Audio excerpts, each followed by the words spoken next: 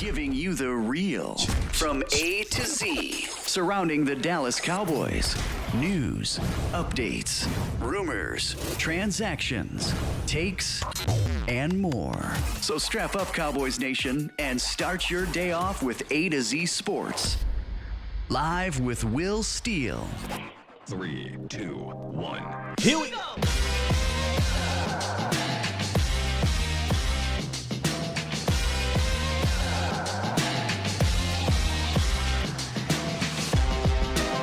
Good morning, good people. Welcome to A to Z Sports Live. Presented by Freeman Mazda Hyundai. Streaming live on YouTube, Facebook, and Twitter. I am your host, Will Skywalker Steele. Appreciate you, Matt. Appreciate you. Apologies, man. Apologies on the extra tardiness today. It's how can I put it? A bit of a sad day today in regards to Steele household stuff.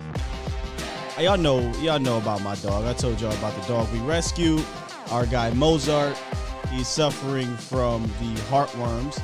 And today we took him to his final, treatment. And we won't see him for a couple days. So that kind of sucks. You know, he's going to come back. He's not going to be the greatest of shapes. That was my first time experiencing that shot. So we had to make sure he was good to go. And I had to make sure I was good to go once I got back on this thing. So we're here. Mozart's on his way to get better. We'll see him back in a couple days, and I'll keep you guys updated on the old Mozart. He should be fine, KG. I appreciate it. But it's a sucky feeling because when I never experienced a dog with heartworms. I didn't know what I was in for. Not that I can't handle it, but after he got his initial treatment, I was like, whoa, this was an eye-opener. So now we're kind of prepping. My boys were prepping them too because they fell in love with him as well. And we're just like, hey, when he gets back, he's not going to be himself for a little bit. So, just let him chill. Let him chill. So that's why I'm trying to get all this together and make sure that I put this show together, a good show together for y'all. Y'all know me. I don't like to come on here and give y'all a half-ass show. So I didn't want to just pop on here and talk about, hey, 1, 2, 3, here's Dak Prescott, and that'd be that. With that said, yeah, we're going to be talking about Dak. And I know this may be a show for some that might pop in here later or in the middle, and we're going to get some of the trolley type things or what have you. But we're going to have an intelligent conversation about one Dak Prescott today, Cowboys Nation. We will. We're going to talk about 3, in my opinion, either strengths now or was a strength that we need to lean on or restore. And we'll talk about the importance of those things and why I think, Kellen is going to have, a say in this as well. So I think today's show will be interesting. It may not be one for the books, but I think it'd be one where you want to pull out these notes, get your pen, get your paper, and get your snapshots ready because there's going to be some good stuff here for today's show. Salute to y'all, the Bomb Squad in the building, rocking with me. Bomb Squad! Y'all the best, man. Y'all the best. We got James Ruff in the building. Let me scroll up here. MMG, what up? Toxic Tom was goody. C. Burleson, Jack Bynum, T-Mac, Joseph Sandberg, Captain America, Joey V, Stephen White, Grande Poppy was good. KG from DC, what up, though? Antoine Swain, Mike Harris, Sir ADP. We just gonna call you Sir ADP. TC915, Gregory, Cedric Betts, Matt Goddix in the building, Pete Rizzo, Jermaine Underwood, Uncut Coat, Asmodeus was goody, Frankie Franchise. Who else we got up in here? CJ Richards, of course. Samuel Rowe, what up? Lamitra, how you doing? Oscar Sullivan, Quiddy, Pete Rizzo. Y'all always come through, man, and I appreciate that.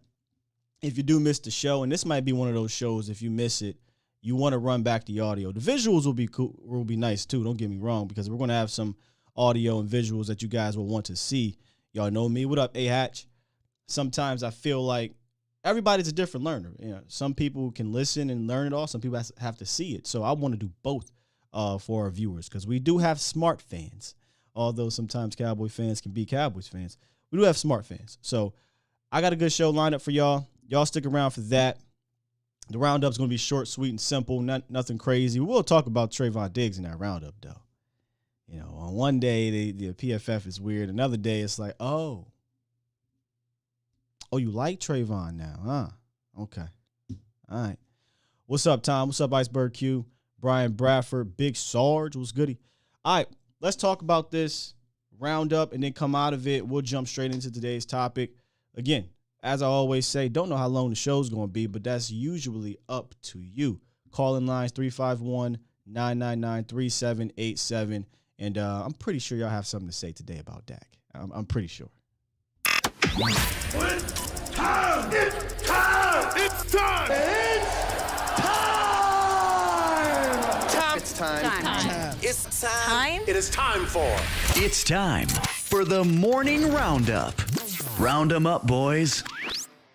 Yeah, today's roundup is going to be centered around an A to Z Sports Dallas article feature.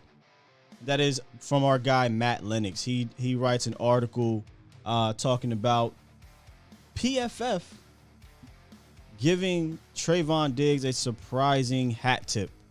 And I say that because we know during the season and even after the season, any chance they had to take a shot at Trayvon Diggs this season, they did that.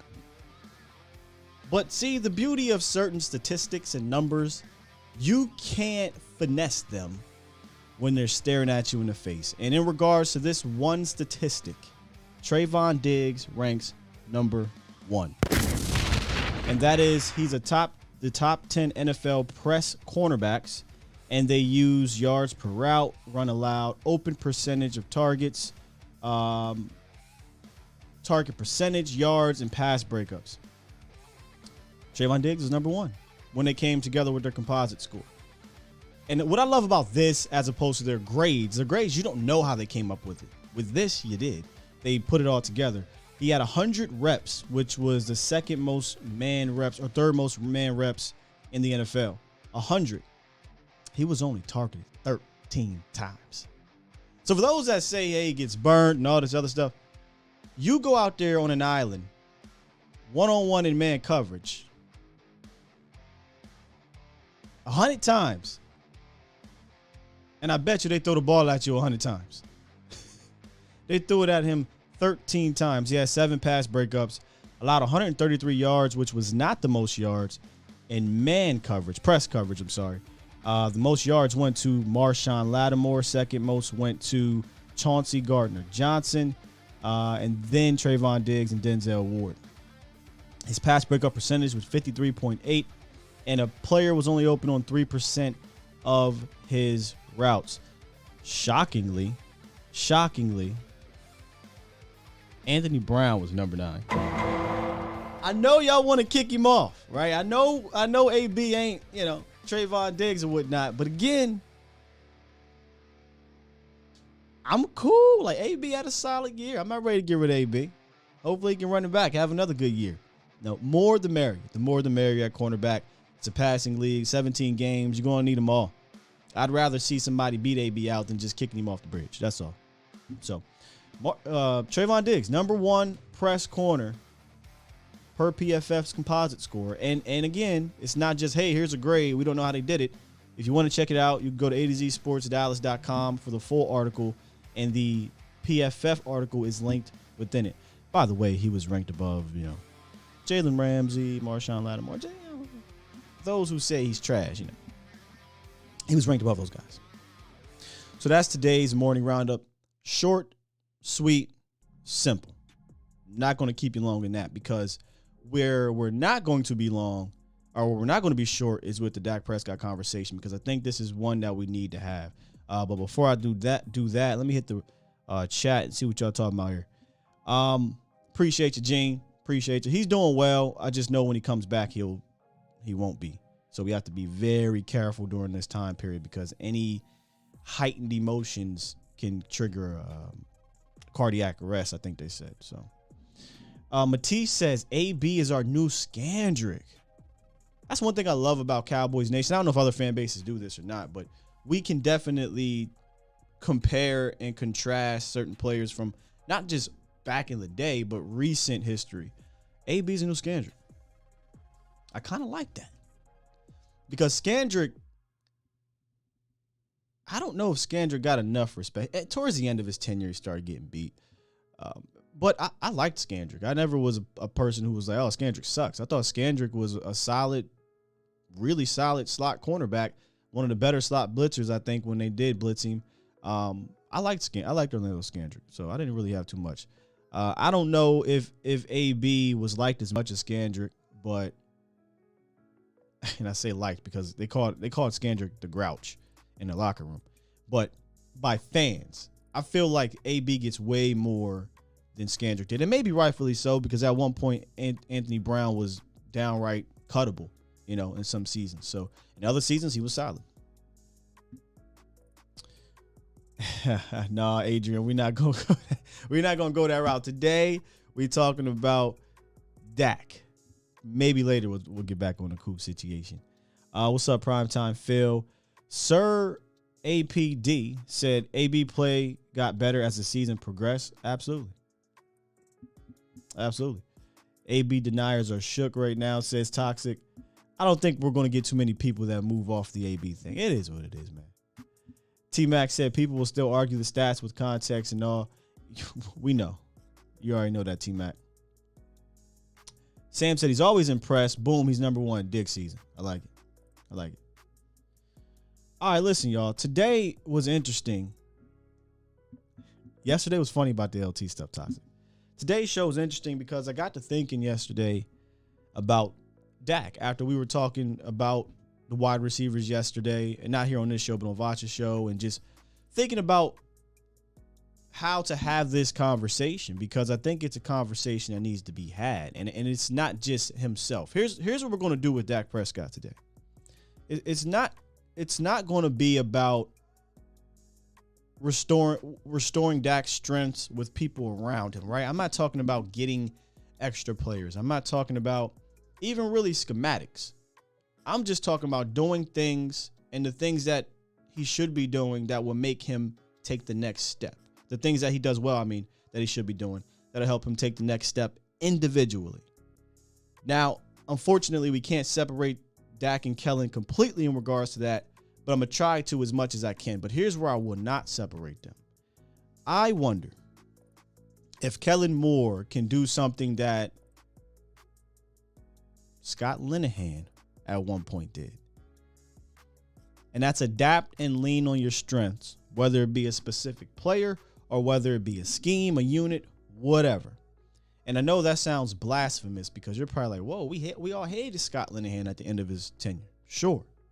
But there was a point in time in Scott Linehan's career here in Dallas before he got stale, before, things got outdated, that I thought he deserved some praise. And I'm talking about 2016, right?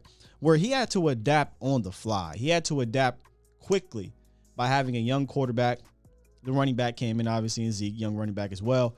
Offensive line was his strength, but he had to adapt to a rookie quarterback and kind of keep it a bit simple, right? Romo went down, Dak steps in. He didn't complicate things for him. He used his legs a little bit more. It really wasn't a complicated offense early on. Now, I'm not saying that Kellen has to do that for Dak. That's not where I'm getting at in that regards. Kellen, in his own way, I think, with a different set of circumstances, can he do that this year? And what I mean is, in regards to simplification, the wide receivers, right? You don't have the savvy vet in Amari Cooper. You won't have Michael Gallup. You won't have a Cedric Wilson who all played with Dak for a long period of time. To start the season, and maybe for the first month of the season, really you got CeeDee Lamb and then the rest of the guys, and we like James Washington, we like Tolbert, but in reality, they're question marks until we see these things happen. And another thing I think we have to realize is that this isn't going to be a thing, I think, where the Cowboys come in, everything just clicks right away. 450 yards per game, 35 points per game, and there's no issues offensively. They're going to have to probably slow roll this thing to get chemistry and build game chemistry together. That's just football, right? That's just football. So I think he's going to have to simplify things maybe from a schematic standpoint for the receivers, not so much Dak. Here's where the leaning on the strength part lies with Dak Prescott, though. Because unlike his rookie year, we've got a boatload of evidence at what he excels at and what he doesn't excel at, right? But I always say this to you guys. I've said it for years. I think the mark of a great coach is being able to lean on and prop up a player's strengths while mitigating their weaknesses. I will believe that to the day I die. And I think Mike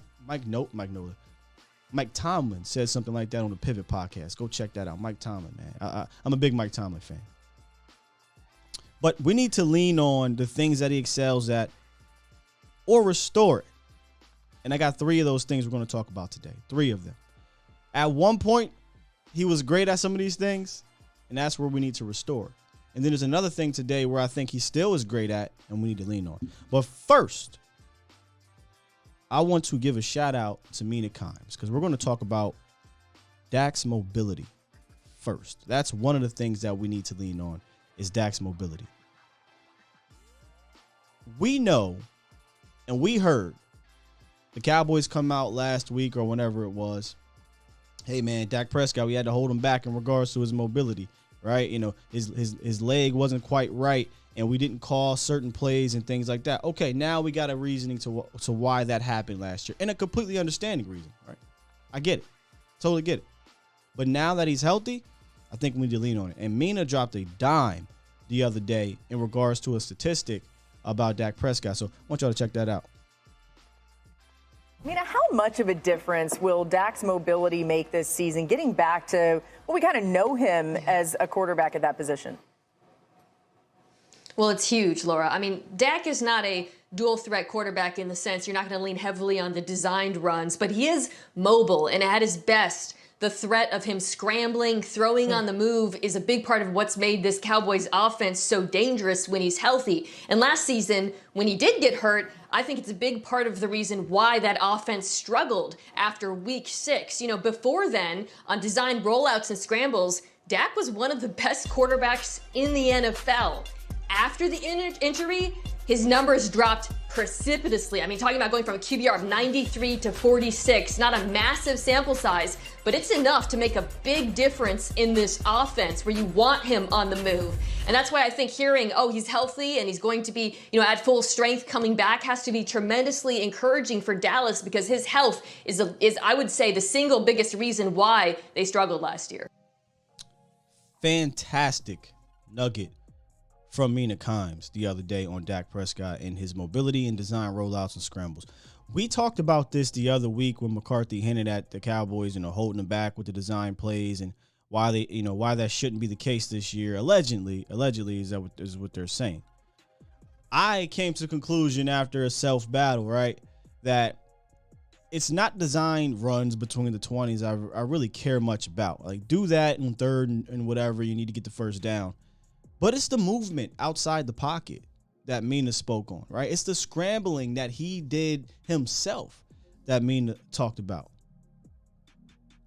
We looked at Dak his first, before 2020 happened with his leg, and even in 2020 before his leg, as a guy who really could scramble and roll out with the best of them. And the numbers back that up. Even during the season last year when his calf was okay. I think it was the Patriots game. I detailed the statistics of him scrambling and rolling out and throwing outside the pocket. It was the best, I think, that week. Like, that's what he does well. I know there's going to be people in here that say, oh, what does Dak do well? We're about to tell you some of the things that he has done well and he does well. And one of them is design rollouts. I mean, the numbers speak for themselves that Mina provided. Now, where I will say it is about the design runs for me, I won't be a hypocrite here, is inside the 20. I would like to see some of those design runs come back on a more consistent basis because I thought he was a weapon in the red zone with his legs. I really don't care for it outside the 20. The rollouts I do care for. Him having the ability to scramble and get away from pressure, I do care for. But I really don't care for the design runs in between the 20s. I just need Dak to be able to escape the pressure and to be able to have design movement from the pocket. Now, when it comes to that read option situation, because that is a staple, or was at least, of the Cowboys offense, definitely out of obviously the shotgun. But I do think in between the 20s, Dak sometimes needs to give a legit threat, pull it, and get about 5 to 8 yards. I've been saying this for years. I recommend he study Russell Wilson. Russ does this the best, better than anyone, I think, in football. And what I mean is he may not be the best running quarterback, but he knows how to utilize that read option to his advantage strategically, meaning, all right, they've been biting on me, giving it to Chris Carson 5 times in a row.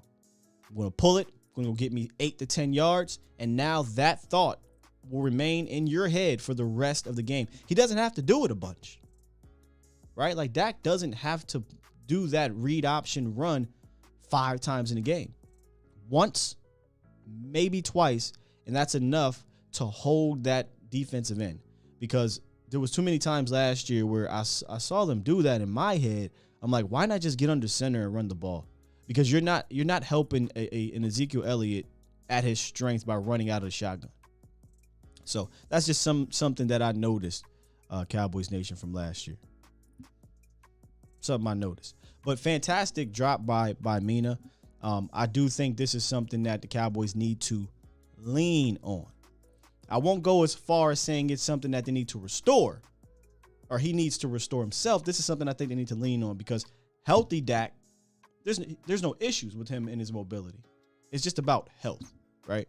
But we'll get to what I do think he needs to restore. And then another thing I think the Cowboys should lean on. So let's get to the chat and see what y'all talking about. James said Dak is a top 10 QB that has an OC that can't adjust. OC is he's got some proving to do. Appreciate you, Darren. Oscar says, I think staying ahead of the chains and having manageable third downs is where he's at his best as well. Scrambling is important as well. I think you could say that first part for every single quarterback, right? Like, you want to stay ahead of the chains and have manageable third downs. You don't want to put your quarterback in third and long situations where teams can tee off and take away your passing game. When I say dual threat, I mean dual threat ability from an offensive strategic standpoint is the best thing ever, right? I get the 3rd and 2. You don't know what I'm going to do, especially when my quarterback can run. I can hand it off to TP, hand it off to Zeke, run with Dak, dump it off for a first, play action, go deep. So, yeah, you definitely want to stay in third and manageable third and short for sure, Oscar. KG said, especially from inside the 10 or 5 old MSU plays. Listen, it has to be a weapon that we have to keep on. Sir, you're right. He said after he got hurt last year, he stopped running, and I think that really hurt the offense. It did. And if y'all remember, I was kind of hard on Dak about that, especially after I saw him scramble. I gave Dak about 4 games, I think it was, something like that. And I was like, you know what? Yeah, coming back from the calf, also the leg, he's not going to run as much. Then I saw him take off in one of those games, and I was like, wait a minute. All right, so he's cool. So let's get back to these rollouts. Let's get back to these runs. Let's kind of get back to it. And I gave him a little bit of crap last year about it, but we come and find out that obviously he was not fully recovered from a mental standpoint or physically from the calf. So I had to, my bad, Dak, my bad. But you healthy now. So I don't want to hear none of that. You can't scramble as good as you used to. We're going to talk about that, I think, next here, Adam. He says Dak is his best when he's in hurry-up offense. Actually, no, we're going to talk about that last because it's going to have to do with the whole finish the fight situation that I accidentally put up there. James says, if you go back and watch the plays Dak made most of, it came from him throwing on the run. Signature rollout versus the Giants, where he threw the dime touchdown to Cole Beasley, 2017 versus Arizona. He's got a ton. The Texans throw, like the CeeDee Lamb throw last year. He's got a ton of plays he makes on the move. It is a strength of his, no matter what somebody tries to tell you. And it's something that the Cowboys need to implement back into the offense. Now, let's get to an aspect of his game that I think is misconstrued. I feel like this is something fans or haters or whoever tend to think he's not good at for whatever reason. I can't tell you why. I don't know. But deep ball Dak is real. Okay? The numbers back it up. The tape backs it up. Now, if you want to talk about year 1, year 2, sure. Year 1, year 2, year 3. Early, young Dak Prescott was not a guy that was good at throwing the deep ball from an accurate, consistent standpoint, or B, even wanted to throw the deep ball that much. Okay? So I don't put this on the restore part of his game. I think this is something that they need to lean on a bit more. Now, I'm not saying go all risk it or biscuit. But what I'm saying is Dak can throw that thing. And 2019 is where I think Dak Prescott kind of came out of his shell from a passer standpoint. And obviously that trajectory to me made sense for a dual threat quarterback, 4th round quarterback coming out of college. Some people might say, well, why did it take him 2 years? We got to be realistic here. This isn't a guy that was going to come in here and be this proficient dice you up passer. That's not what he was. He was more of a project from a quarterbacking standpoint that learned really quickly. Now, when we say deep ball, we're talking 20 plus yards in the air. Last year, he was 6th in attempts, 5th in completion percentage, 4th in touchdowns, and 6th in rating. 2019, he was 6th in attempts, 6th in completion percentage, 3rd in touchdowns, 6th in rating. And in 2020, the reason why I use these 2 years, y'all, was because it was his last 2 years as a full-time starter. In 2020, he was on the trajectory to surpass his 2019 year. So I don't think we need to coddle that part of his game anymore. And I don't think they are doing that necessarily. Because if you look at, again, the attempts, since Kellen has been here, the attempts have went up. But here's why I don't necessarily give that credit all to Kellen Moore. I give that credit, to me, to John Kitna. I've said this for a long time. Mike McCarthy not keeping John Kitna, to me, was more of a gut punch than keeping Kellen Moore. Like, cool, you're going to keep Kellen Moore, all right. But I felt like John Kitna not only was going to help continue to elevate Dak as a passer, but he's a guy that I think that could have checked Kellen Moore's ass. And maybe that's why the Cowboys decided not to keep him. Maybe it was a Cowboy call. But I remember when John Kitna was hired, there was a video that came out where he talked about his time under Mike Martz. And when I saw that video, I said, he is going to help Dak immensely as a passer. Not that Dak was some quarterback that's a stupid quarterback or anything like that. He's a hard worker, and I thought he was going to get better regardless. But this is why coaching matters. I want to show you guys this video that if you guys didn't see it before, this will be your first time seeing it. Just listen to John Kitna talk about certain aspects from a mental standpoint that helped him become a more aggressive quarterback. And I think you saw that trickle down to Dak Prescott. This is John Kitna, I believe, at his high school, speaking on Mike Martz at practice. Take a listen to this show. 628 F flat. And I'll never forget 628 F flat. First play of 7-on-7.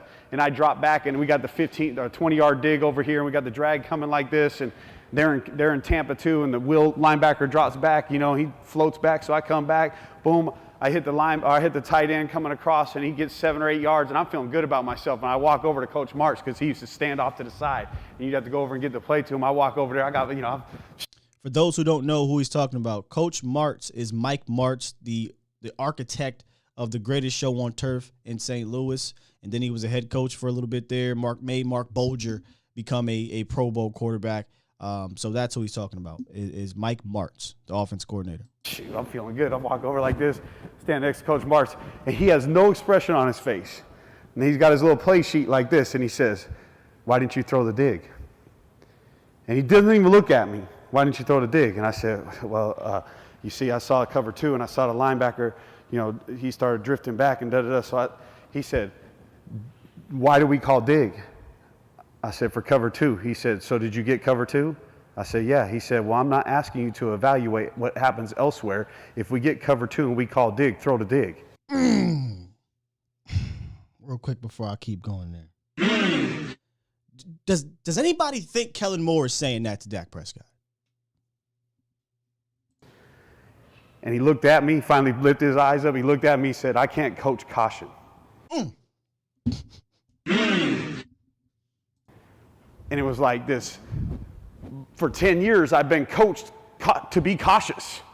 Hey, it's better to you always take a profit, da-da-da. And here was this coach saying, when I call it, and if you get what we're looking for, you rip it. And if something goes wrong, that's on me. John Kitna. And I'll take the bullet. And he did it over and over for me. And it freed me up. For 2 years, I threw for 4,000 yards each year with him. And I learned more football in those 2 years than I learned in the other 14 years combined. This, to me, and I'm going to run it back a little bit here, that to me really resonated when I went back and watched it. I believe it was like 2 years later, maybe a year later. And I was like, you saw that.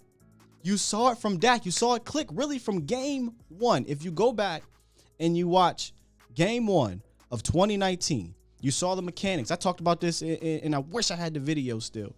I said, wow, you see his back foot stand down more than it used to. John Kitna talked about that in some of his interviews. You see him taking those aggressive chances more than he ever did. Right away to Michael Gallup, boom, deep shot. And I understand 2019 was weird. You know, I get starts great offensively and gets weird under Kellen. That's just been the trajectory. But again, this isn't about the totality. This is about Dak. From a Dak Prescott going to the next level as a passer, that year was crucial. And that man, John Kitna, was crucial for it. When he said, for 10 years, I've been coached caution. That is real. That happened with Dak.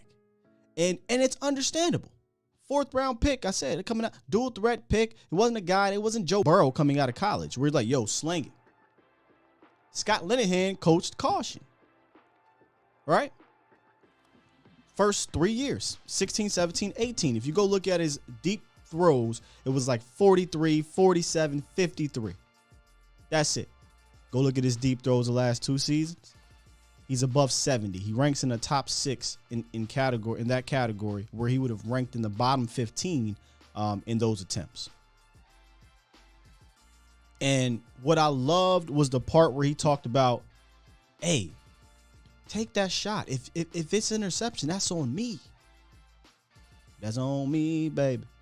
You need that, man. And I'm not in there. I'm just speculating in regards to Kellen Moore. And, you know, like I always tell y'all, just taking what I've been told about him. I can't see Kellen having that kind of demeanor. I know he didn't have that kind of demeanor, but I'm not in those meeting rooms. But I can't see him telling Dak Prescott, hey, man, take it. That's on me. In fact, he came out and flat out told us, hey, man, take what the defense gives you. Don't take that. Just take what the defense gives you. Okay? That's on me. So he did. It felt like that, Craig. I'm with you. He said Dak was very tentative last year. Not at first, right? Like, not at first. He got real tentative, I think, after the offense got weird. Obviously, the injuries. Obviously, the running game wasn't there. Obviously, the offensive line and things like that.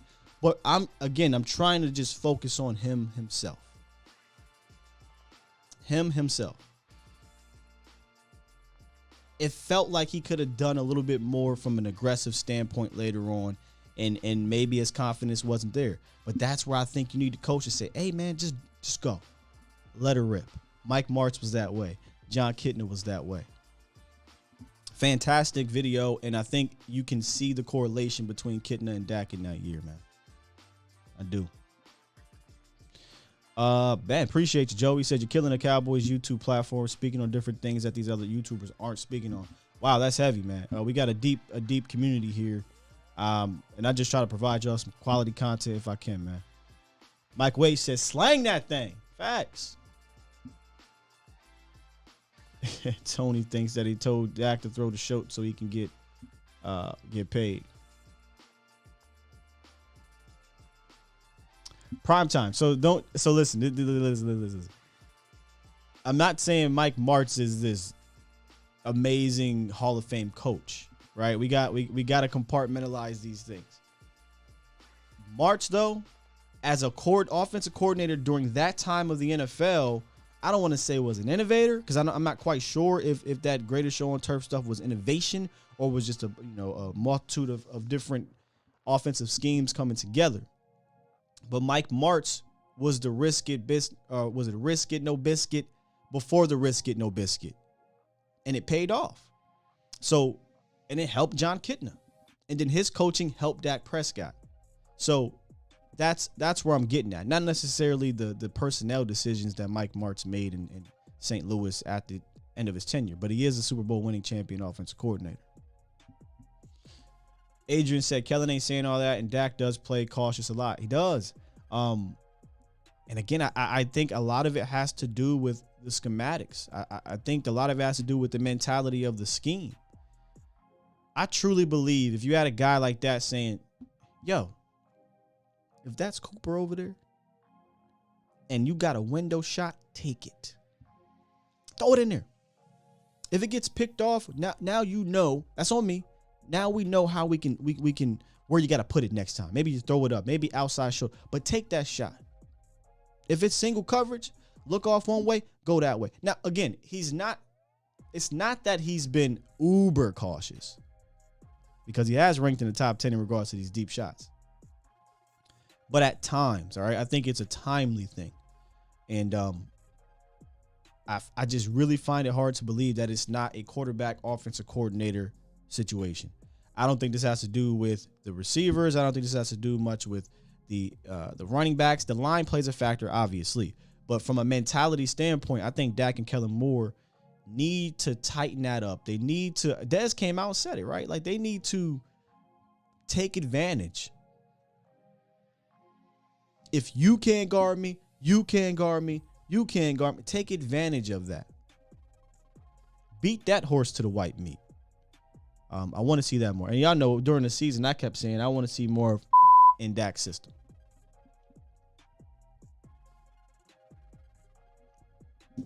So one more time, I want to kind of run this back because I just think this was just such a good one. I see we got Twan in the building, Myers, we got a bunch of Twans. If you guys missed this interview, just listen to it and then think about when Kitna was here with Dak Prescott and how you saw Dak's game step up from a aggressive nature, from a passing nature, and from a deep shot nature. So take a listen. One more again. Forget 628 F flat, first play of 7-on-7, and I drop back and we got the 15 or 20-yard dig over here, and we got the drag coming like this, and they're in Tampa too, and the Will linebacker drops back, he floats back, so I come back, boom, I hit the tight end coming across, and he gets 7 or 8 yards, and I'm feeling good about myself. And I walk over to Coach Martz, because he used to stand off to the side, and you'd have to go over and get the play to him. I walk over there, I'm feeling good. I walk over like this, stand next to Coach Martz, and he has no expression on his face. And he's got his little play sheet like this, and he says, "Why didn't you throw the dig?" And he doesn't even look at me. "Why didn't you throw the dig?" And I said, "Well, you see, I saw a cover 2, and I saw the linebacker, he started drifting back and da-da-da." So he said, "Why do we call dig?" I said, "For cover 2. He said, "So did you get cover 2? I said, "Yeah." He said, "Well, I'm not asking you to evaluate what happens elsewhere. If we get cover 2 and we call dig, throw the dig." Oh, my bad, Joe. And he looked at me, finally lifted his eyes up. He looked at me, said, "I can't coach caution." And it was like this. For 10 years, I've been coached to be cautious. Hey, it's better to you always take a profit, da-da-da.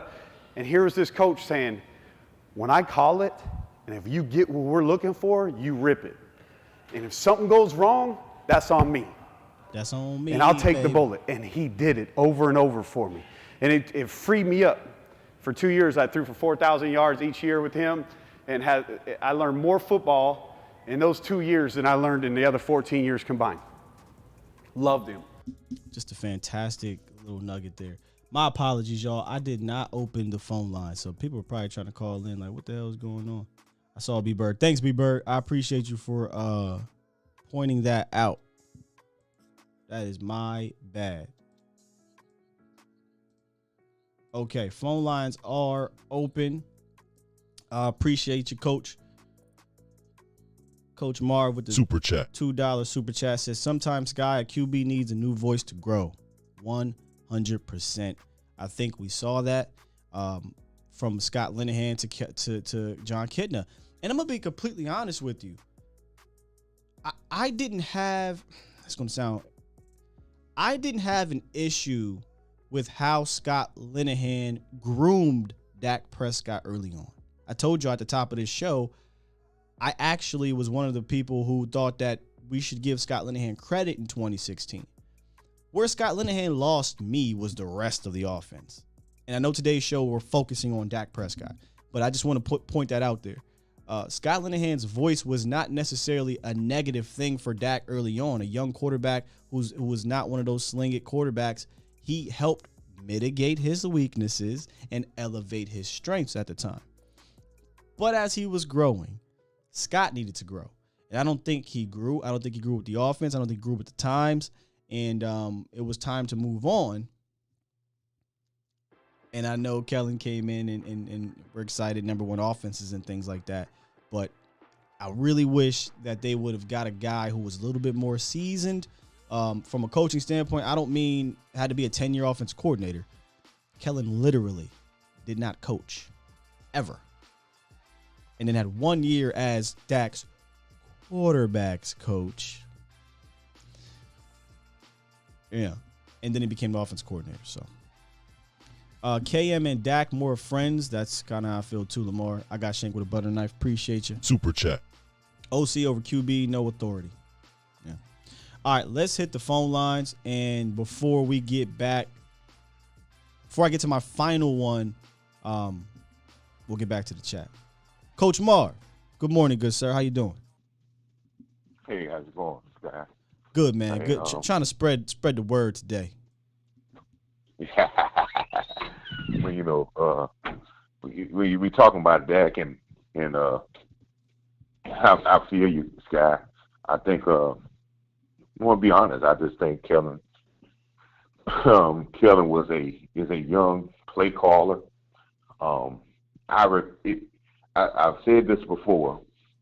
He reminds me of a Lane Kiffin.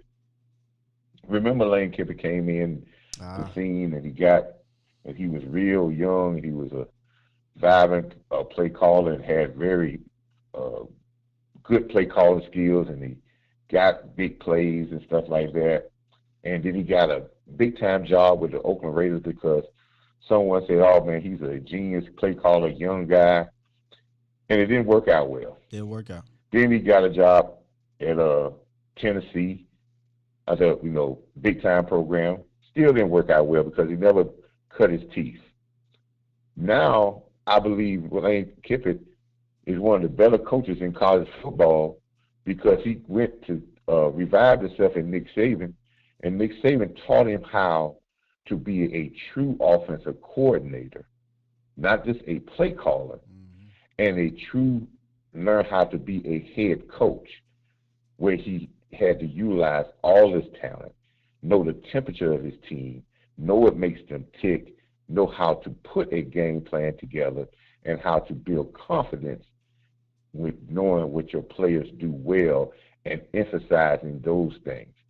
Now he's a run-first guy, or he runs the ball more Mississippi, but he still has that flamboyant offense where he gets quarterbacks still drafted in the first round.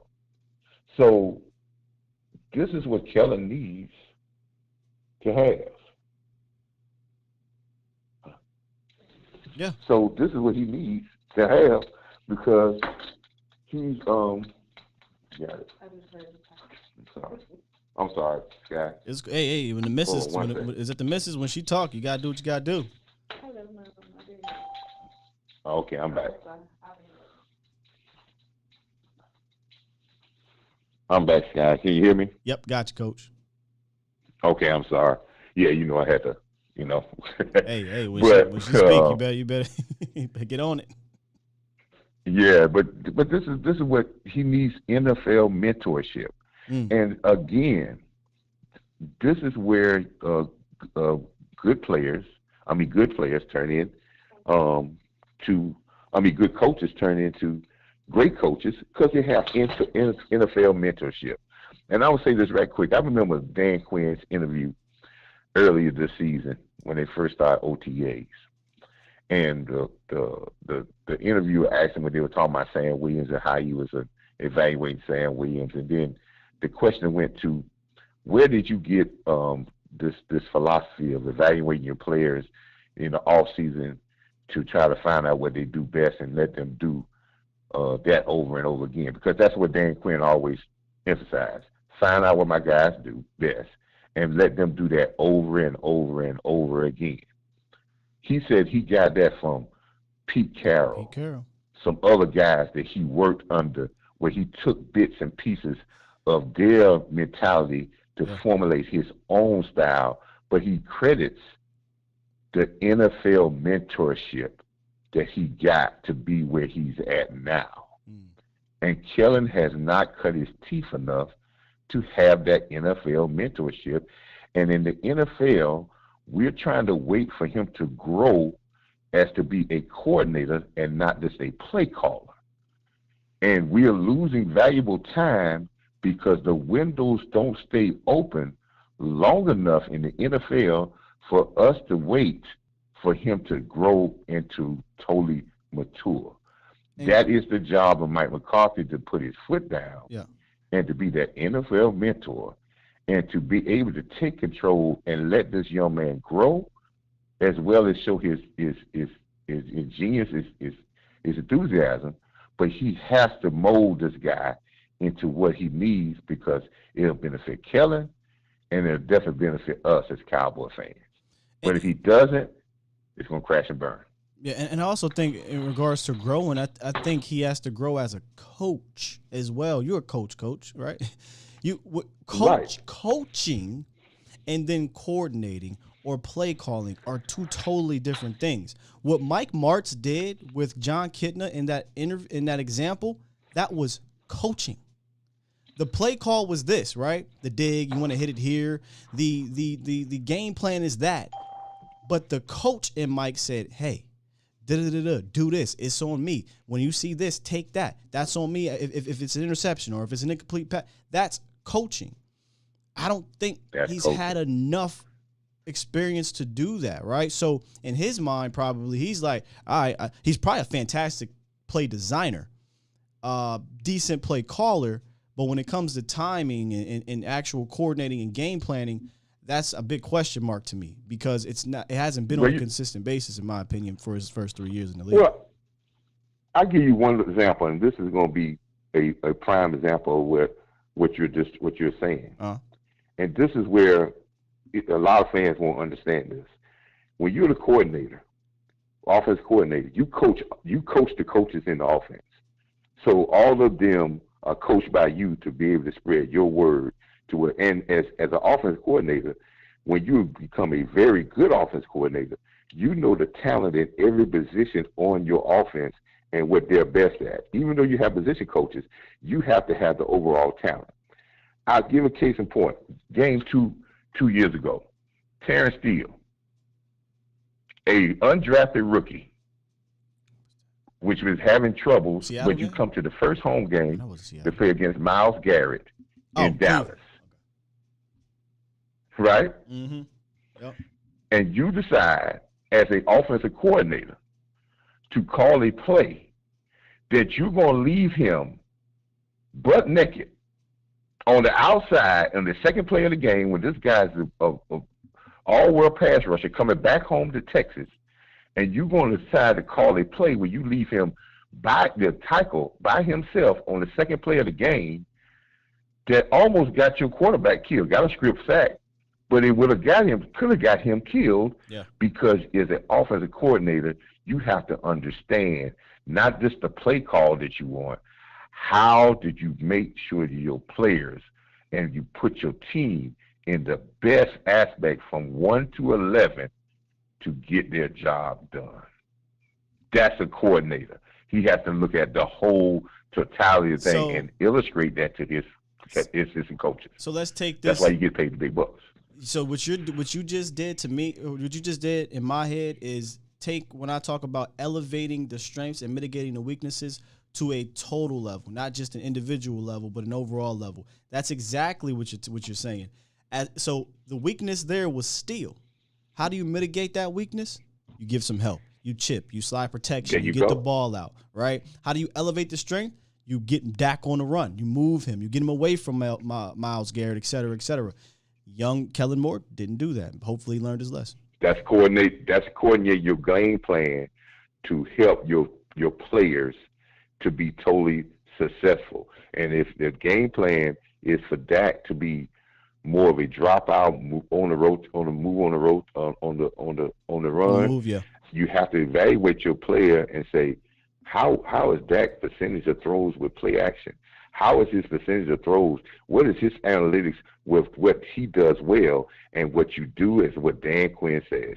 If this is what he does well, you continue to do it over and over and over again because he's going to do it better than most. Indeed. Hey, Coach, good stuff this morning. I appreciate you calling in as always, good brother. All right, man. Scott, keep on pushing it, brother. Thank you, man. Yeah, good stuff there. You know, lean on that strength.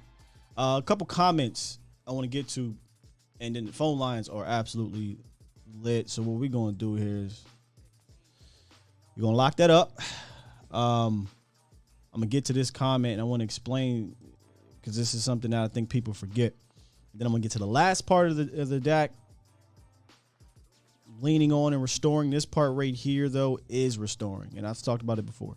And then we're going to finish the show with the call. So y'all hold tight. Give me a second. Hold tight. Real quick, Brandon Vegas says, why does Kellen need all this growing and molding and Sean McVay didn't?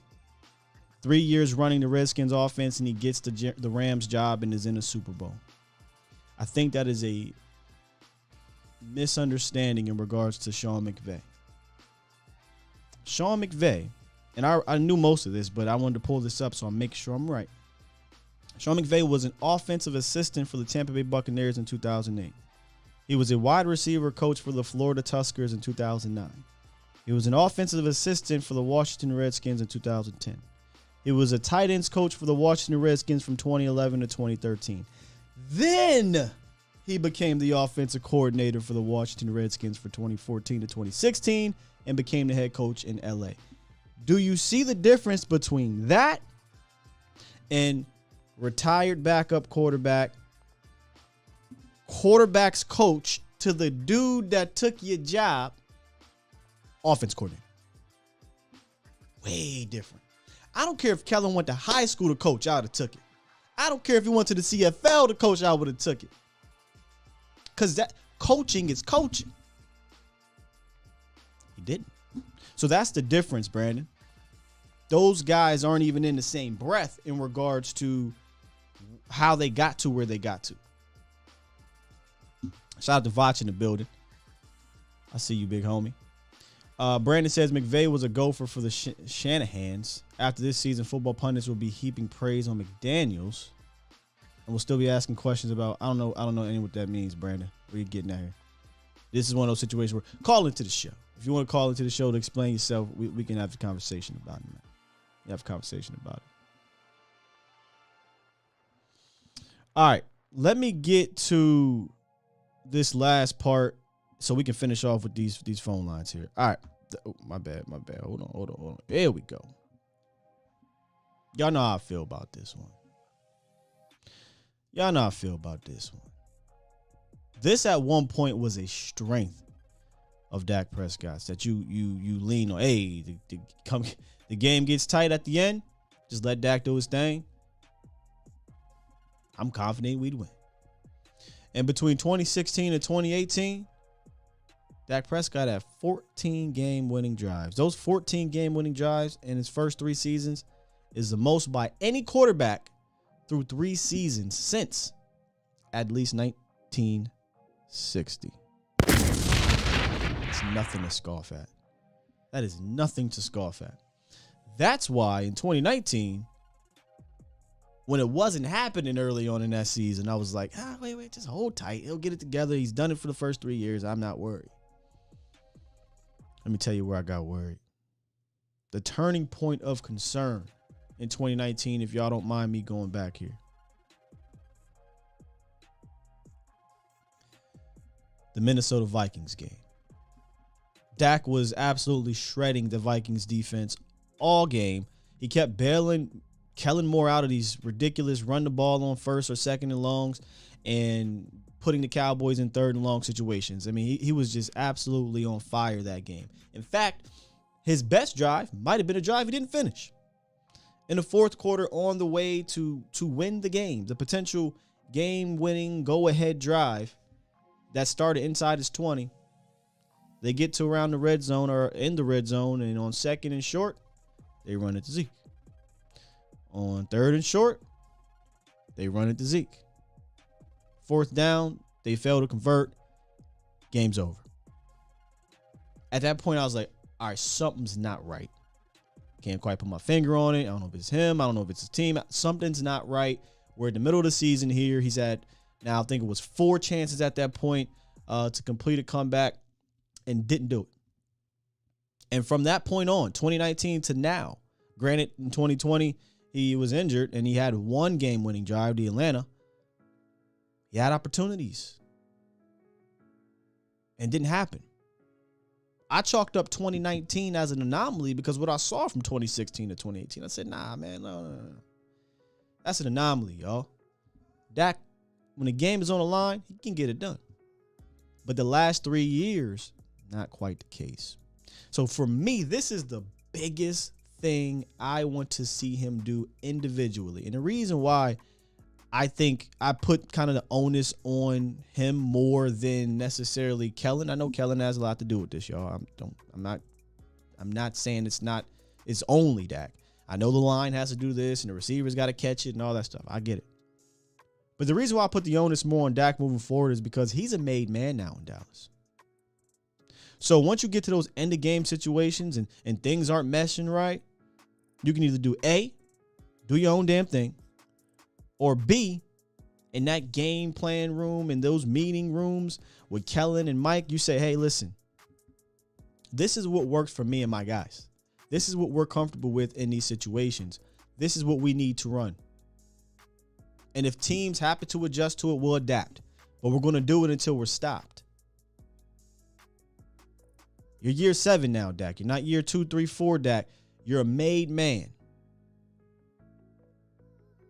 If you need help painting houses, you can call him, our guy Danny. But you're a made man now. So this is one of the things that I want to put the pressure back on Dak Prescott with is finishing, because he had opportunities to do so towards the end last year. And I know calf and all this other stuff, I get it, but injured quarterbacks have done it, you know? So I want to see you finish. That one there was tough because he was a beast at his first 3 years. Twan in the building, appreciate you for the donation. Super chat. Says, I can't blame Dak, but 2016 to 18, we had a running game to make teams fear us. Easy completions. Teams want us to pass. Dak can be that dude, but coach. Blame him on what, the finishing? Because in those situations, it was more passing is what you had to do, right? You had to make a comeback. You're not really running it to come back all the time. Now, in certain situations, they did that, right? The Steelers. Prime example. That was a lot of Zeke at the very end where he ran for the game-winning touchdown, but there was the clutch pass to Cooper, clutch pass to, I think at the time, Jason Witten, and things like that. But in those end-of-game situations, 95% of the time you're throwing the ball. So if that's what you mean, sure, running and balance was big in 2016 to 2018 from a total game standpoint, but end-of-game standpoint, there was something different in regards to how we finished for Dak Prescott. Something different. Lemitra said Dak can go back to being a gunslinger now that he's healthy. Zeke can relieve some stress with the run game. I don't even know if he's a gunslinger. I don't even know if I want him to be a gunslinger. he could be a bit more aggressive without being Brett Favre, without being prime example. Aaron Rodgers, believe it or not, is not a gunslinger. That might sound blasphemous, but it's not. He's very strategic on what he does. In fact, it sounds weird, but there's times in Green Bay they got on him for being overly cautious. But Aaron just knows when to pick his spots. If that makes sense. All right. Real quick, we're going to finish off these calls. Real quick, let's talk about this week's Ride of the Week, which is the 2022 Mazda CX-9 Grand Touring that combines a handsome exterior and a near luxury interior and a surprisingly fun-to-drive nature. The 2022 Mazda CX-9 is the three-row crossover for modern-day buyers. I actually had a chance to go and see one of these up close and personal. I might be switching sooner or later. You know, when you got kids and stuff, you want those 3 rows. I like 3 rows. Starts off at $46,500. All-wheel drive, Wi-Fi hotspot, third row seating. Great audio. The leather memory foam seating. These cars are getting crazy, man. All the new state-of-the-art luxury features you need without that luxury price tag. So hit up freemanmazda.net or visit Freeman Mazda in Irving, Texas. You're listening to A to Z Sports. Do it live! At some point, hoping to broadcast In front of the millions. of Cowboys fans to bring you the real. But for now, strap up and here's your host, Skywalker Steele. I'm Luke Skywalker. I'm here to rescue you. We'll do it live. We'll do it live. Good stuff today. I personally think there's some good stuff today.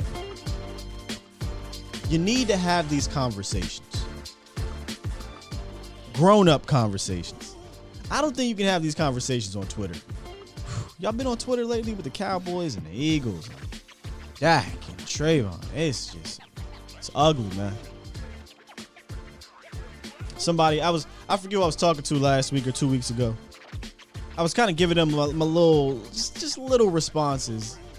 And he was coming back with it. And I was like, listen, bro, I'm not going to do this on Twitter. I talk Cowboys 5 days a week, every morning. Hell, 9 days a week, really. Every day. Just come on to the show. Call in, man. We can rap. I'm not going to go back and forth on here. And he respected that. He understood. I appreciate that. All right, y'all. Let's hit these phone lines and see what they're talking about. Let's get to the OG B Bird in the house. What's up? Hey, what's up, Sky? How was your weekend, brother? It was great, man. It was a fantastic Father's Day weekend, and I'm just ready for the summer to begin with the boys, man. How was yours? Oh, everything was great, man. Awesome. Hey, I did want to I appreciate that clip with Kidna, man, because really I am the mental part of this organization is kind of what, if you listen to me talk, that's what it derives to, where we are as a culture and everything else. So one of the things I do want to say is, you're right. That 19-year is, and people don't know, is when I became a convert over to Dak Prescott because I was skeptical. But when he started letting it loose, right? When he stopped, started throwing to deep middle, which he was afraid to do. To me, he shied away from that. He threw the easy passes to the tight ends and to the slot receivers. And when he threw outside, he threw it to one of those. Usually, it was thrown to on a fly route where it was out of bounds or it wasn't catchable, but he didn't take chances. And one of the things that clip just showed you something psychologically, what March did. So what he told Kidna dropped back, and he threw it to the safe guy, right? And so what Mike March told him basically was, hey, man, look, I called this play, and what was open was the dig route. You have to throw it to the dig route. Right. The reason why before that he didn't throw it, because this is what players fear, consequences for negative actions. And what you have to do as a coach is what he did. I did this to my youth team also. It's on me if you throw an interception on a play I call, if you get the look that you get. Don't worry about it. I got that. So there's another word in there that Kid uses. It was freeing for him. And you got to understand that basically now I can just drop back and when I see it, I'll throw it. I don't have to worry about the interception because he wants me to be aggressive. He understands that it's going to come with it. And in the press conference, he's going to take blame for that. He's going to cover me because he wants me to be at my best. I think what you have to do with naturally cautious people, players, is you have to coach them that way. Now, you didn't have to coach Brett Favre that way, but you had to coach Kitna that way. But I also think you got to coach Prescott that way too, because I think naturally what happens is when Kitna leaves, we digress back to who we were as a person. If you're a cautious person, you're going to be cautious. And I'm thinking, man, that, you know, Dak is one of those guys, you know, when the coach calls the play, he's going to run it. Why? Because it's cover in running what the coach called. Because if nobody's going to come back on me, remember the consequences, because I am actually running what he called. But do you remember when, I think it's a play when Cooper came to Dak and said, hey, man, we can't run the stop route. This guy, they sit on it all day. Yep. We got to run the go. Well, what happened is that that was one of the times he got out of that and said, well, heck, let's run it, you know. And he did it, and it was successful. And so one of the things I think that Dak has to do, he has to improvise more, because when the play comes in, a pass play, you know, if you got your number one receiver over there, you got to say, I'm going to him first, right? That's on you. Kellen can call the plays, but you have to execute them out there on the field. And what I say is this. Most quarterbacks that's mature and been in the league as long as Dak will be like, okay, I know what the call. I know they want me to go over here, right, to the tight end, or want me to go to somewhere else. But, hey, man, it's 3rd and 5. I'm going to my best guy. Well, that's the thing. They don't necessarily want him to go here or there. According to Kellen, it's go where the defense dictates you to go. I don't like that. I don't like that mentality. I don't like that philosophy. It's not, hey, this play we're going to Cooper, or we're going to Schultz, or we're going to Zeke. It's, all right, let's get to the line of scrimmage. Let's read. If the defense is saying you go here, this is where you go. I'm more so, I got Cooper one-on-one. I don't care what you just called. I'm going to try to get it to Amari Cooper. And early so that we can – and Cooper talked about this. If I get going early, I can come back to the huddle and say, all right, when I get on this dig, he's hit me. When I plant my foot, he's biting on that inside shoulder. So if I do a double go, I got you on a go route. You know what I mean? They don't do that enough, I don't think. I mean, Cooper said it. Cooper said, get me involved more early. And it's probably not just going to be him if they do the same thing. It's probably going to be Lamb too if we go with this whole, hey, take what the defense gives you thing. But I digress. But the thing is, and I do understand what you're saying, but here's the deal. That doesn't mean that you have to execute it that way, right? So when the play is called and then you go in there and say, okay, well, we're going to CD first, we're going to the tight end, Schultz second, and then Cooper, you're open your third option. The progression. You don't have to make it that way, right? You get what I'm like? In a way, like progressions are a part of the play call, so that's just natural. But we're kind of saying the same thing. When you got a matchup, right, and you got a player that's like Amari Cooper or CeeDee Lamb or Michael Gallup even, you take advantage of that matchup as opposed to the play. So, yeah, you can change the play or follow through with your first progression, which would be Amari Cooper last year, right? Like, just stick with it. I think we said that a bunch last year. Just stick with them. Who gives a damn? Because it's Amari Cooper, right? Or just stick with it. Who gives a damn? It's CeeDee Lamb. So, I mean, progressions are going to be within the play call. It's just a matter of, are you going to stick with it, or are you going to go with the, hey, you know what? They put a safety over top. I'm going to dump this off to Schultz. Hey, so I got two things, and I'll let you go. One thing is that run. I like Dak running. I was thinking this, for a little bit. I said, hey, we need to get back to Dak running the ball. I know it's kind of tough putting him out there and exposing him, but I want to talk about not just the yards that you get off a run. I like the threat of him running, and defense doesn't have to account for the threat of him running. And that's what I like. And I think that'll open up a lot of things. I think it opens up the run game. I think it actually opens up the pass also when DBs don't know. And there's just a lot that goes into trying to contain a running quarterback that's actually a pretty good thrower too. So I think that's the threat of that would do us a lot of good. Yeah, I think he needs. One second. I think he needs to. I definitely think in the read option, he needs to pull the ball sometimes and take off like once, maybe twice a game, just to give him that threat, like you said. Absolutely. One of the things that I was a little bit disappointed with, and I'm gonna get off on this, and you can just comment. I think, and I know it was some other, context matters, run game, offensive line issues. But I think the zone defense, to me, when teams start saying, "Hey, we're gonna play your pass, and we're going to just stop the run with whoever we have left," I think it gave us trouble. And I think it was Kellen because they played zone. It flooded the zone with defenders, and I think it gave Dak trouble. I know he just didn't look as confident as he did when the run game would be going and you would get one-on-one, and he just had to pick out the run one-on-one. The pre-snap decisions were already made for him prior to the after-snap decisions were made prior to the snap. So one thing with the zone, they did a lot of things defensively. They would bring a guy down and then bring him back out and making it look like man, and then it was zone. I think there's a little bit of confusion going on. I think if they get that solved, I think he's going to have a heck of a year, man. But I think, man, he struggled last year mightily, I think, because they just flooded the zone and made him figure out who was open, and he just didn't look real comfortable with that, man. I'm going to get off the line, Scott. I appreciate you, and I'm going to be listening offline, man. Appreciate the call, B-Bird. Yeah, I mean, he's not lying about the zone part of it. Again, I'll go back to the interview that Coop had on 105 through the Fan where he said, hey, we got zone beaters. We ain't running them. And then go look at the Kellen or the what was it? Kurt Warner. Kurt Warner talked about you got to have zone beaters against this San Francisco 49er team, and instead we were running we tried to run the same play out of the same formation in the same way. I think it was 3 or 4 times that Kurt Warner pointed out. That is can't do that. You know? Maybe that's where I needed my quarterback to go, hey, Kellen, man, I need to get a little bit more in my system. We're not running this. It ain't been working.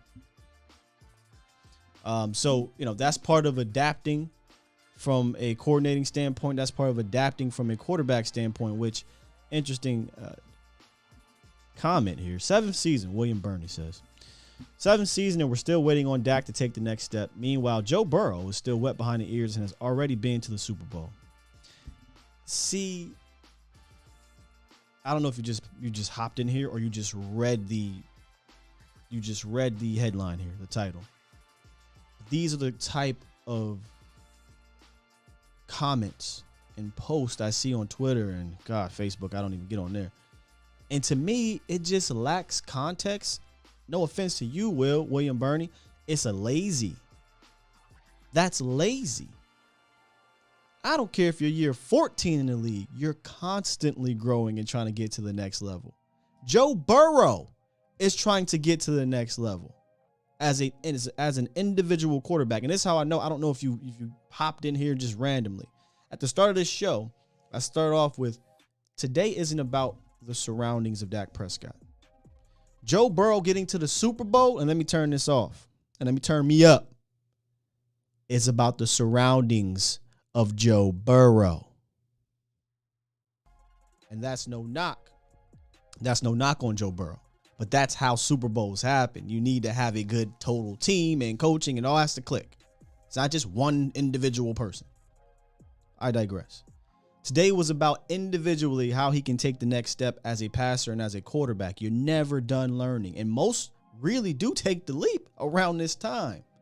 I mean, the leap into, okay, it's all there. I see it all clicking. You listen to Peyton. You listen to Breeze. You listen to Tony. You listen to Manning. They all talk about that.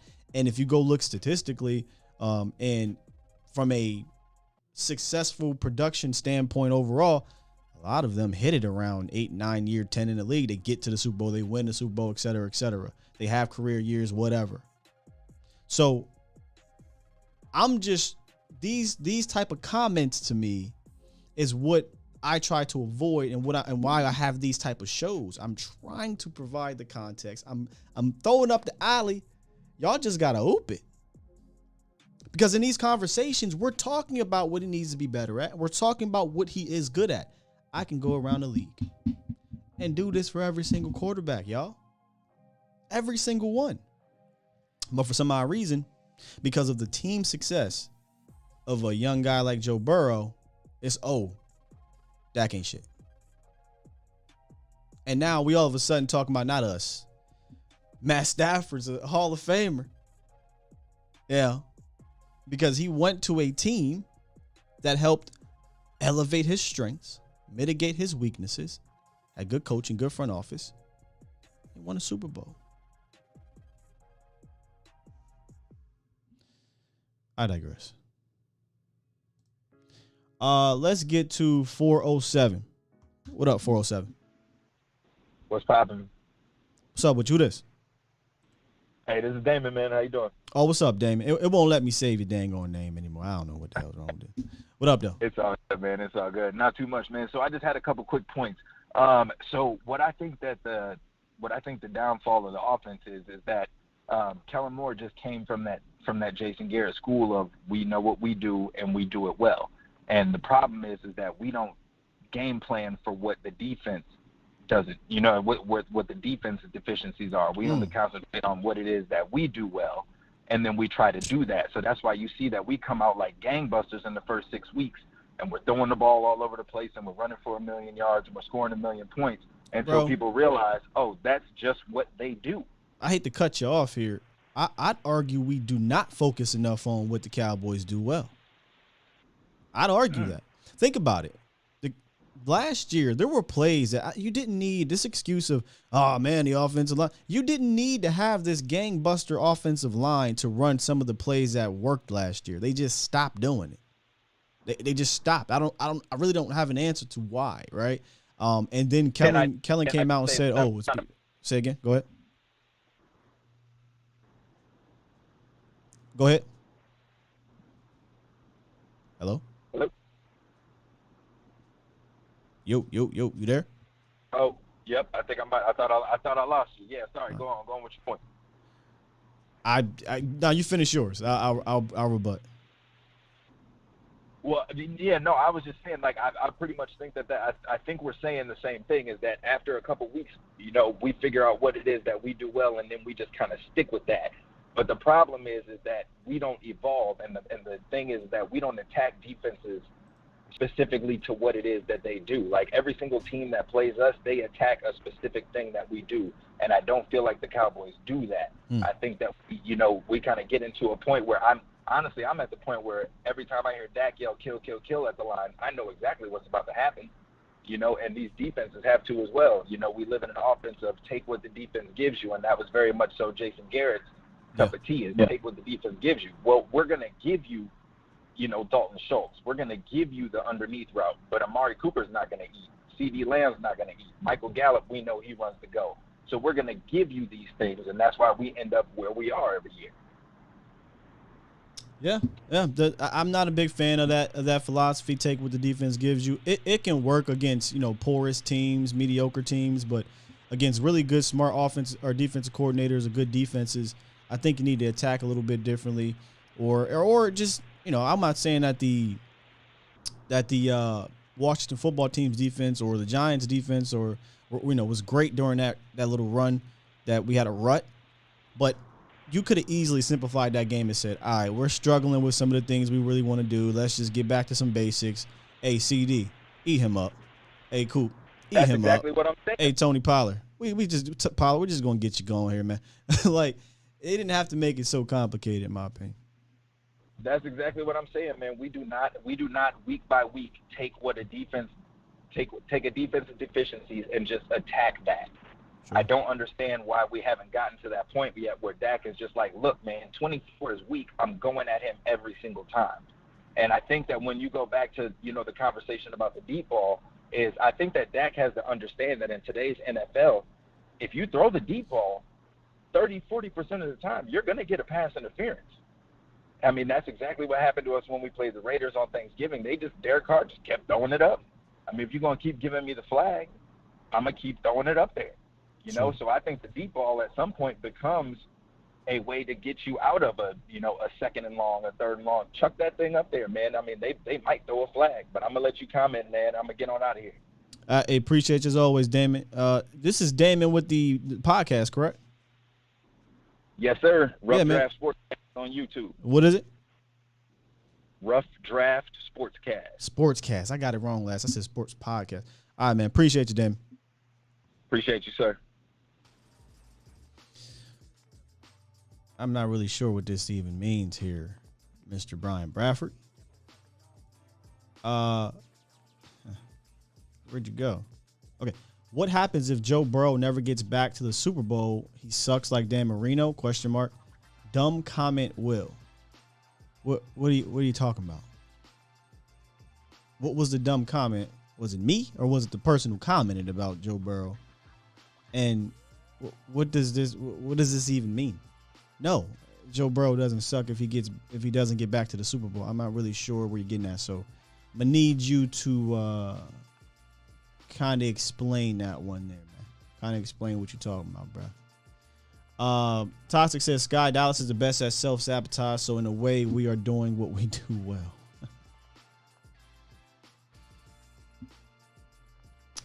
TC, but it's not like Dak hasn't had good teams around him, though. Good teams or bad teams, we get the same results.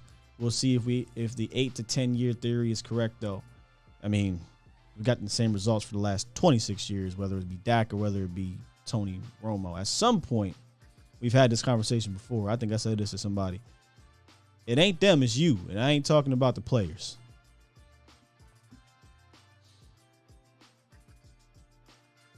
Let's see. Trying to see if we got some. Appreciate you, Toxic. Says Scott. Super chat. Dallas. Oh yeah, I already got you. Dallas excels at self-sabotage.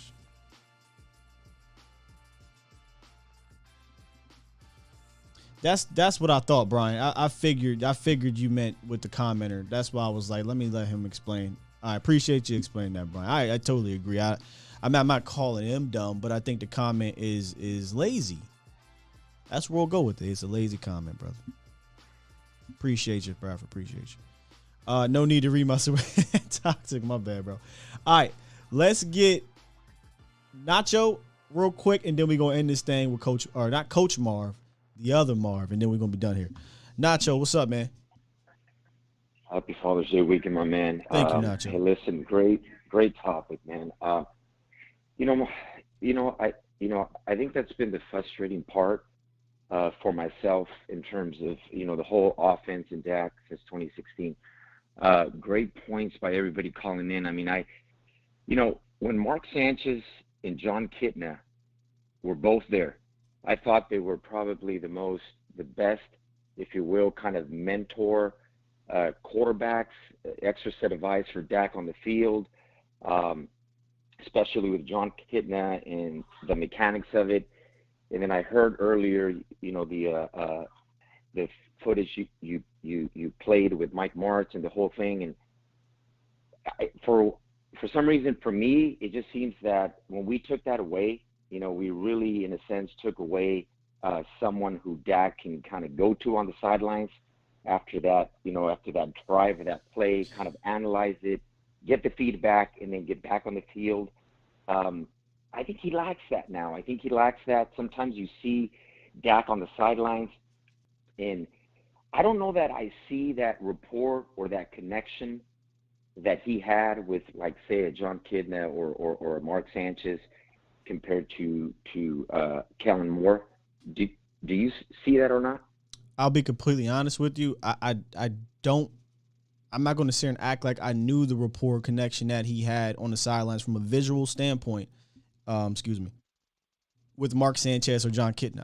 I'm not on the sideline. I wasn't at every game. We only see the shots that TV shows us. The All 22 doesn't show you the conversations that are being had on the sidelines. I don't know that type of rapport they were having on the sidelines. I think what sometimes we need to do as fans is stop taking a snapshot that we see from a broadcast view of him maybe sitting down and not talking to anybody and say, oh, well, he's not talking to anybody all game.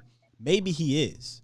But I don't think Kellen has the voice nor the skins on the wall to guide him in the right direction. That's where I'm questioning it at the very least. Maybe he's starting to gain his skins because he's becoming a fourth year now offensive coordinator. Whereas Mark Sanchez did. And we heard about Mark Sanchez's his importance in young rookie Dak Prescott. We know John Kitna did, whether they were good or not. Whether you believe Sanchez sucked or he didn't, or Kitna sucked or he didn't, they were put in a lot of situations, let's just be real, that Kellen Moore hasn't. Kellen Moore got what, y'all? 70 attempts in the league? You know what I mean? He can't go out there and say, hey, I remember when on 3rd and 11, when they showed me this is what he can't do that. Dak Prescott can say, hey, I remember when I was doing that and you weren't. I'm not saying that that's what he's doing, right?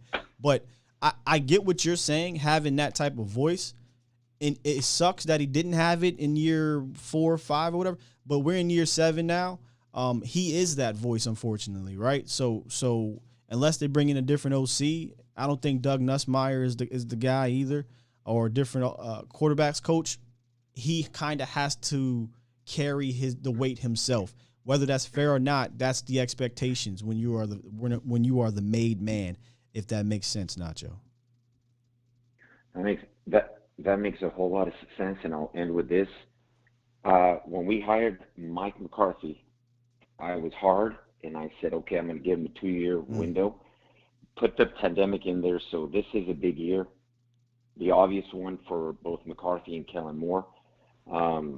And I'm thinking Dak and just the fan base and what they're thinking and so on and so forth. I'm thinking, it sounds like they have a 2-year window with Dak, his contract. So as you're saying, to your point, he is a veteran now, and it's time to step up, and it's time to step up to the next level. And I'm just hoping that they're going to Kellen Moore now at this point as well. He's not a rookie coordinator anymore. No. So I hope that he can put something together to go ahead and put Dak in the best position possible to succeed. His strengths, his weaknesses, hearing that he is feeling healthier, and that's the only way we're going to go, because other than that, the frustration part of it will continue to happen, and change is about to come if things don't 100%. Unfold the way we're supposed to. So, absolutely. Thank you. Thank you, and have a great day, my man. Thanks, Nacho. Appreciate you calling in. Absolutely. Hey, I got you, Twan. I got you, man. What up, man? I got you. Coach Moore, appreciate the super chat. This is fascinating. So simple. I don't know why I never thought of it. I wish he would think of this. Super chat. Coach Moore with the $2 donation. He says, Kellen may be better in the skybox, ? During games. I know that sounds so, whatever. I think that could make a world of difference for him as a rhythmic play caller. Because maybe he'll see it different. Maybe he'll say, wait a minute. I'm seeing how this cornerback is lined up, or I'm seeing how this linebacker drops into the zone when we do this, or I'm seeing how when we pull here. He could see, he just can't see it on the field. And I'm not saying one way or the other it makes a difference, but I will say this. Coach Marv brought this up about Pete Carroll and DQ earlier. When we hired Dan Quinn, one of the most underrated questions asked by him was, hey, will you be in the box or will you be on the field? Because he was a head coach. He was on the field for 4 or 5 years. He said, I'm going back in the box. And he said, well, what makes you go in the box? Well, when I first came into the league under Pete Carroll, I kind of wasn't sure what I really wanted to do. And he said, hey, go into the box. It'll help you see things better, and you'll get a better feel, and then you can decide what you think is best. He got to the box, and he said ever since he loved it. He just has a better feel of the game. And, again, from a DC standpoint, defensive coordinator standpoint, I argue Dan Quinn has had one of the best runs to start his defensive coordinator careers. Back-to-back Super Bowl, 1 win, been there, then now he's here in Dallas, where he turned a historically bad defense around in 1 year with, honestly, not a whole bunch of superstars. Trayvon turned into a superstar. Micah was a superstar. There wasn't a whole bunch of other superstars on that defense. So I would love to see that. I would love to see Kellen go into the booth, maybe in preseason, get a good feel, and if he doesn't like it, go back down. Because there's certain guys you need on the field. I'm sorry, on the field. Dan Quinn, they love when Dan Quinn came down. I could see them wanting Dan Quinn down there because he is a coach. He coaches you. He motivates you. You want to run through a wall for Dan Quinn. He ain't going to the sideline like, hey, Kellen, I need some encouragement. Yeah, just go to the booth. You don't need Kellen Moore. I personally don't think you need Kellen Moore on the field. But Kellen Sharp, he's smart, he's young, he's supposed to be this innovator type of guy, right? Boise State, I'm the genius. Well, you see things better, I think, when you step back. So I'd love to see that, Coach Moore. Absolutely would love to see him go up there and see if that makes a difference in the matchup approach. Maybe the system thing he kind of goes away from and says, yo, I like this matchup. I can see it better. Matt broadcast my best camera position. It says Michael H. All right, man. Final call. And of course, it's the other OG. Long time no speak, because I know we come on mad early over there on the West Coast. Mar, what's up, Mar? Yeah, man. What's up, fam? How you doing? I'm good. How are you? I'm good. Looks really good. I've been listening to your show. I seen your show last night. I watched the rebroadcast. You and Voch. I was gonna call. I was like, oh, tell Voch to leave Coop alone, man. Hey, Voch got the fighting. Hey, brothers fight, man. Brothers fight. I know. I was like, man, leave that man alone. That man's gone. We got a new beginning now with our new receivers. Let that man go. I don't disagree. Sir. Hey, but I love the topic. Hey, you said something really good. Yeah, maybe he need to go back at the top so he can really see, and then that'll give him a good idea what he's messing up on. Because by me sitting at the watching the game in my house, I know if I'm running left and right and I'm getting 7 or 8 yards a pop, why should I stop doing it? That's common sense. Yeah. I'm like, man, we kill them. Every time that number 20 go right, 7, 8 yards, I almost break one. Go left, 7, 8 yards, I almost break one. Come on, man. Stop trying. They kept trying to run up the middle. Well, last year, our weakest point was 52. 63. Where I would like to see him go up there, Marv, and I'm not saying this is something you do. This is probably unprecedented, but maybe give it a shot since we'll be on the road twice in preseason. But I would love to see him go up there on the road, because when you go look at some of those road games towards the back half of the season, it was ugly, you know? Yeah, it was ugly. But they kept, I was like, man, why they keep trying to run up? Oh, I was getting mad. I was throwing stuff at the TV. I said, well, I was here with my friends, you know, because we got a Dallas Cowboy club. The Dallas Cowboy, you know me, like y'all be laughing. They love when I cut. They like, wow. They be happy because they know I'm finna go off. I be wanting to kick the TV in. And then them sorry Redskin fans be in there. The Redskins, Philly fans, they love to stay there and watch and see if we going to lose. All of them. So I be pissed. I sit there, they like, Mar, quiet, because they running the same stupid play. Up the middle, 1 yard. Up the middle, 1 yard. I'm like, then we run left, 8 yards. Right, 7 yards. I was like, man, what is this? Come on, Kellen. But like Dak, it's a 7-year brother, and we love you. Man. Come on, change the play. If he calls a stupid play, change that play, man. You the quarterback. Well, yeah. He audibles. Don't get it wrong. And sometimes, again, that's where the beauty of football. It's a cat and mouse game. Sometimes the audible can get you in trouble, right? Because when your scheme is, okay, let's get to the line of scrimmage. All right, this is what the defense is giving us. All right, let me audible. Well, they just tricked your ass. Now they dropping back or they moving here. So that's just a cat and mouse game. You got to pick your right spots. But I think I'm going to try to get somebody to ask that question in regards to, hey, Kellen, you ever thought about going into the booth? I just want to know his answer. I want to know why he does it. And then, like I say, now, I'm telling you, I know you Philly fans on here. I hope you play man on man, because that's when Dak Prescott is really good. And I know y'all, because they got the other corner, they're going to play man on man. Beautiful. We're going to kill y'all when y'all go man on man. Now, our quarterback, the zone, when they play that six man back and 4-man rush, that's what he got to get better in. If he do better than that, we're gonna go a long way. And now we got our big man in the middle. I think now in the middle. Tyler in the middle. I think we're gonna get some big runs in the middle now. As I know, as I say, both of them guys are gonna go over 1,000 yards. Ooh, Thunder and lightning. Watch what I tell you. That middle, they finally gonna get open. They finally gonna get that middle, and that's gonna bring them linebackers up. Marv, and you on fire with the takes, Marv. We got 50 sacks from Marv, and we got 2 1,000-yard rush. I don't even remember the last time that happened. Did the Browns do that with Hunt and Chubb?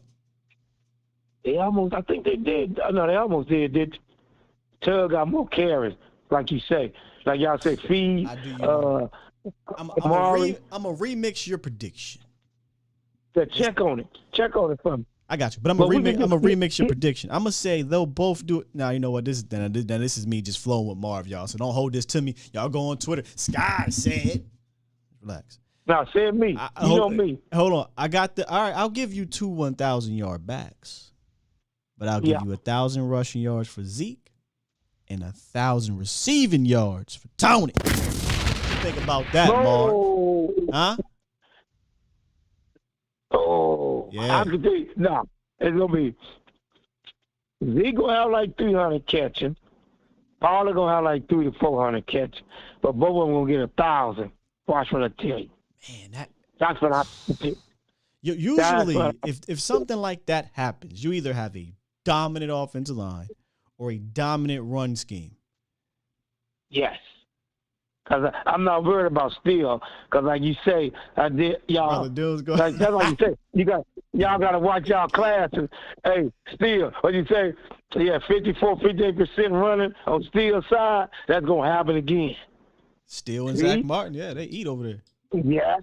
You see that? Now Tyler, and what you call could be like that.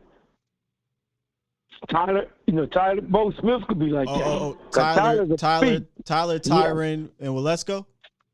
Because you know Tyron ain't playing no damn 17 games, Mark. You know that. Well, we always got them dudes falling on his legs because they so weak. Smith, they going to get knocked on his legs. Yeah. See what I'm saying?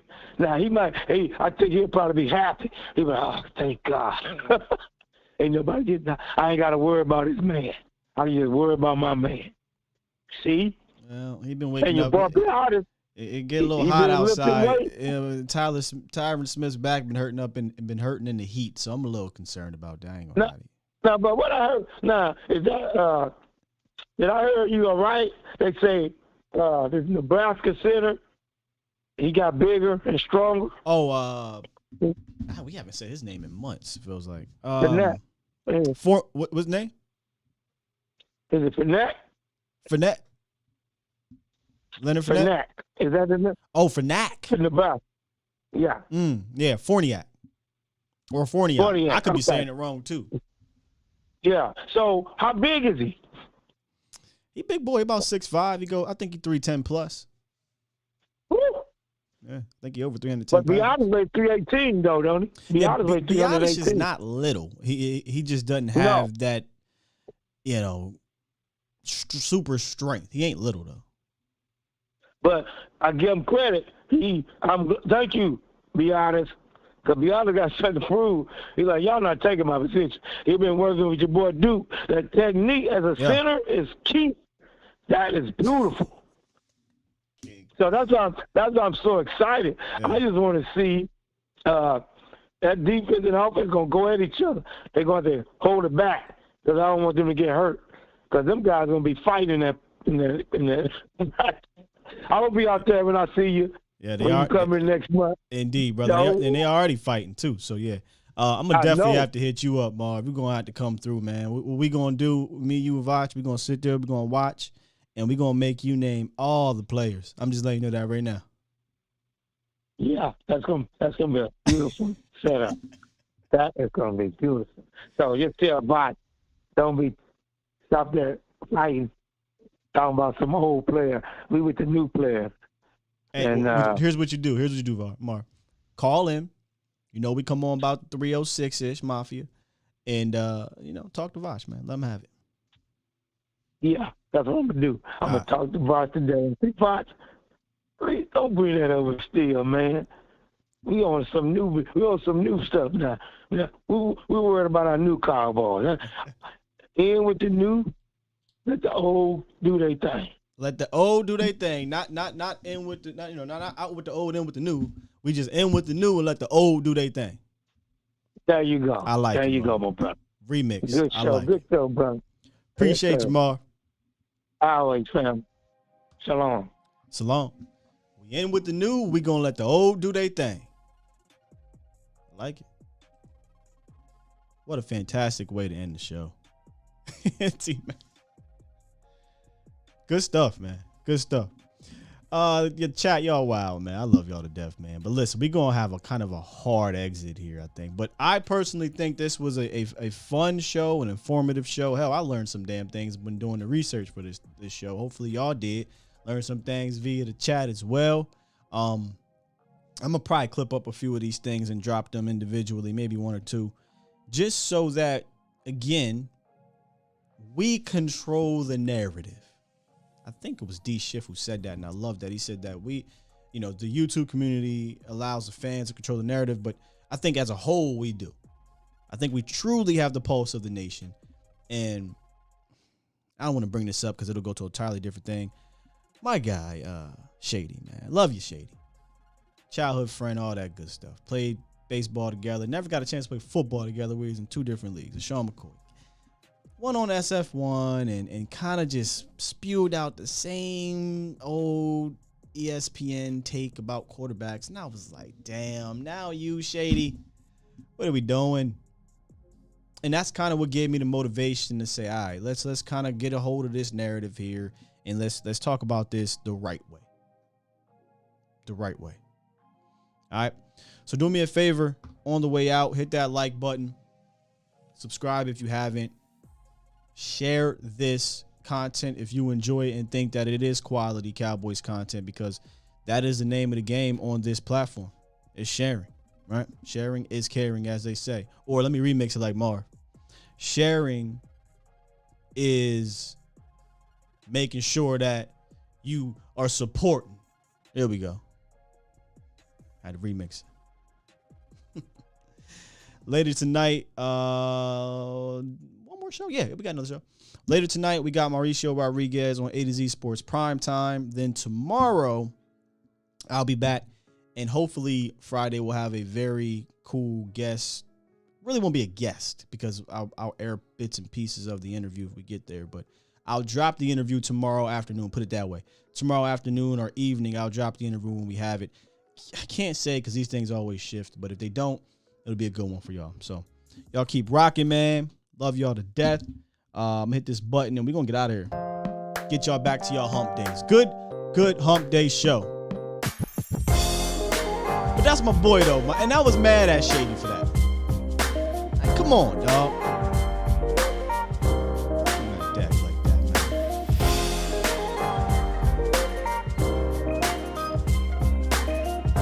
Oh, he is. I have to talk to him more about that. We out here, man. Love y'all.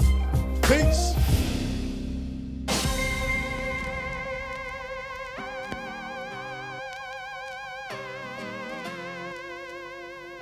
.306 Mafia. Make sure y'all tune in.